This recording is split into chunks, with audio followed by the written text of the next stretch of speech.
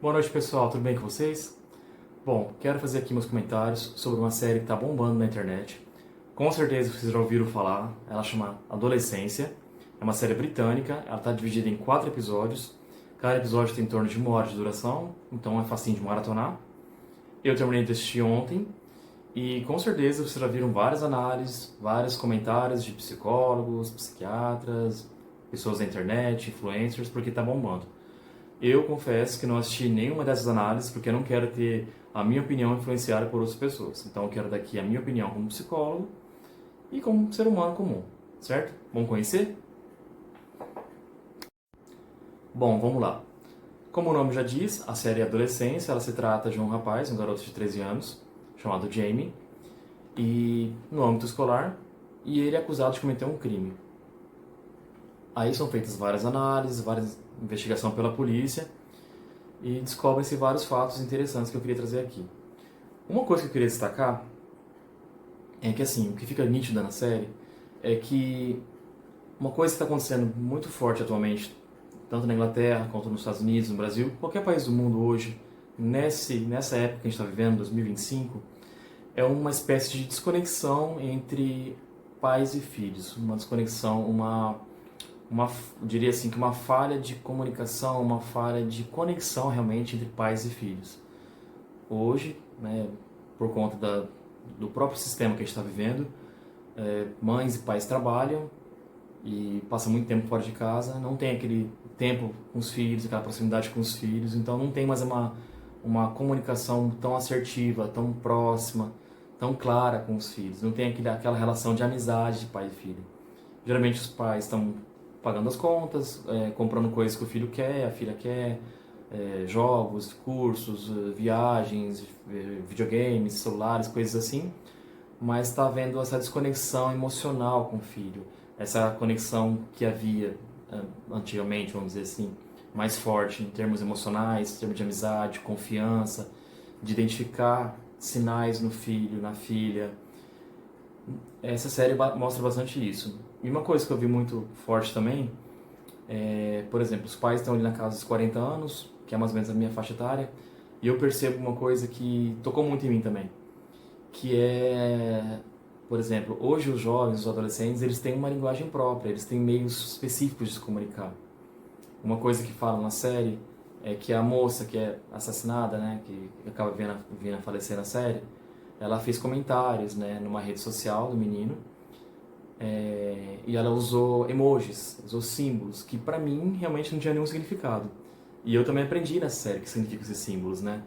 E então, assim, os jovens, os adolescentes, eles têm uma comunicação própria, que os pais desconhecem. Os pais estão muito alheios a isso.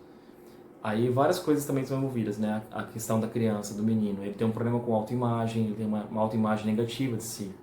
Ele não se enxerga como um menino, assim, bonito, como um menino masculinizado, né? Uma coisa mais máscula. Porque, assim, 13 anos, adolescência, hormônios, é normal que haja as inseguranças. Só quem passou pela adolescência sabe o que é isso. Quem está passando deve saber na pele, mas não sabe ainda processar o que é isso. Nós que já passamos, somos adultos, passamos, processamos e entendemos que é uma fase, uma coisa que é uma descarga enorme de hormônios, onde você tem que viver com isso, né? E a gente está vivendo uma fase onde a imagem é muito importante, a opinião dos outros é muito importante, na adolescência, e realmente eles dão muita importância à opinião do grupo. No caso, nessa série, essa garota, né, por quem ele tentou ter uma coisa, um convite para sair, coisa assim, ela, além de recusar esse convite, ela faz comentários numa rede social usando emojis, usando imagens assim que querem dizer uma outra coisa, né, que tem uma conotação negativa para esse rapaz, esse garoto, e para todos os seus amigos que conhecem essa linguagem. E tanto os pais quanto a polícia olham aquilo e não entendem nada, porque não faz parte do universo deles.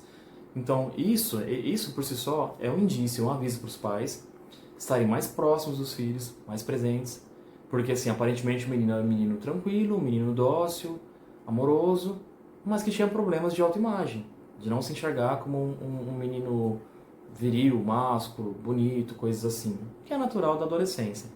Mas assim, como está havendo essa muito forte hoje essa desconexão da relação entre pai e filho, o pai era encanador, trabalhava muito tempo fora, a mãe também tinha os seus afazeres ali, Então, assim, fica muito naquela coisa do protocolar. Ah, eu paguei os estudos, eu dei o que o menino pediu um celular, pediu uma viagem, pediu uma coisa nova, ok, tá tudo certo. Fazemos os nossos passeios regulares ali, mas não é isso. Então, assim, o filho, a filha, adolescente principalmente, ele está numa fase de se conhecer, de se descobrir, de ter a necessidade de um aconselhamento mais próximo, de alguém mais próximo, de preferência familiares, né? Um pai, uma mãe.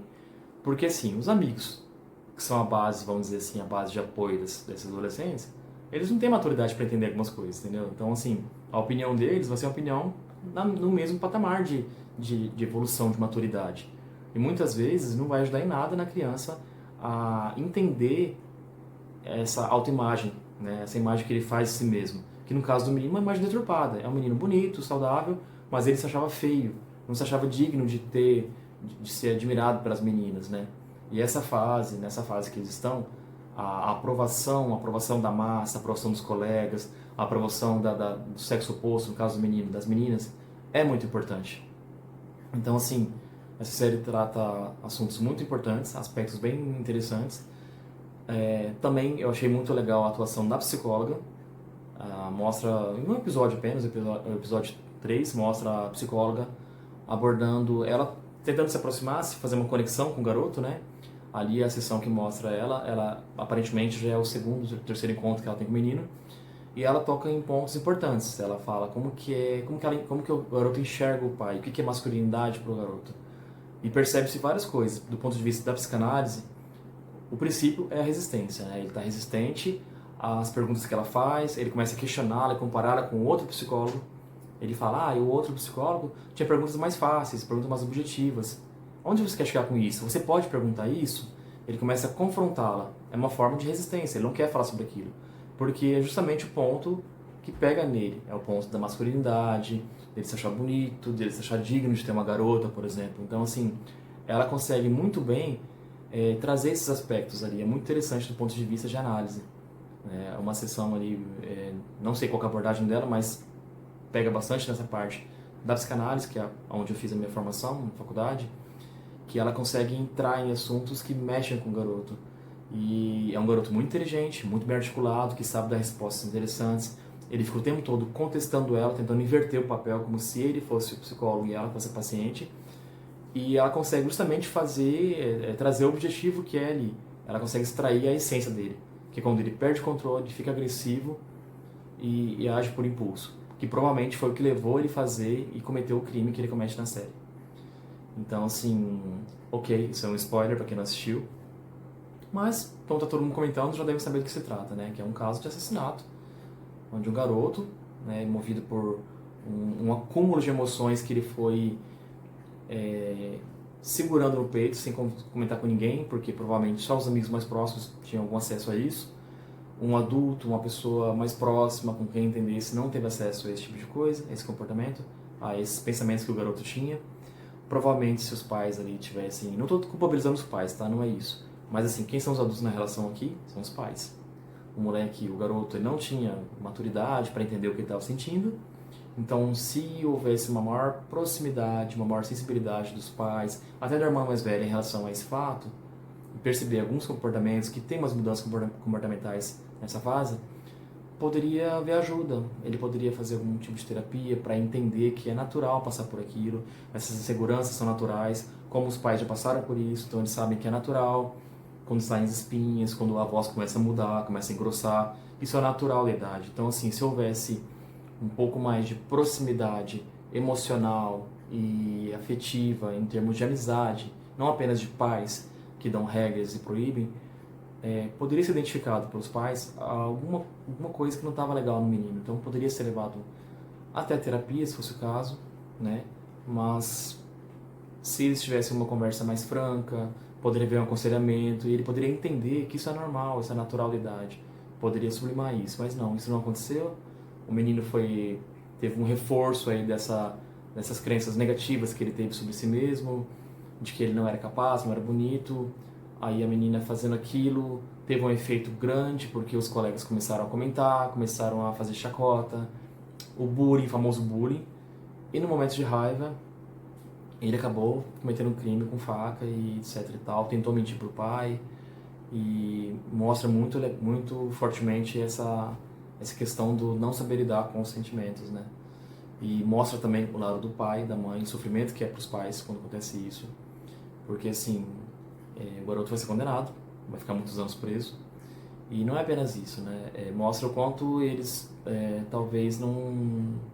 O quanto eles poderiam ter feito diferente, claro, né? Não é uma garantia de que se os pais tivessem mais próximos da criança, isso não aconteceria, mas as chances seriam menores. Então, assim, fica a minha análise aqui, uma reflexão.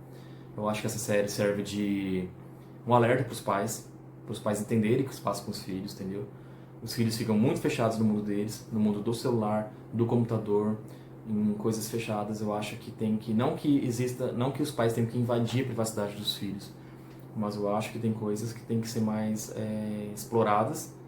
Essa conexão afetiva, os filhos têm que enxergar os pais como amigos e vice-versa, não apenas como filhos, para que haja uma confiança mútua e possa haver essa troca. Então, fica um alerta para os pais se observarem os seus filhos, para evitar coisas piores, coisas como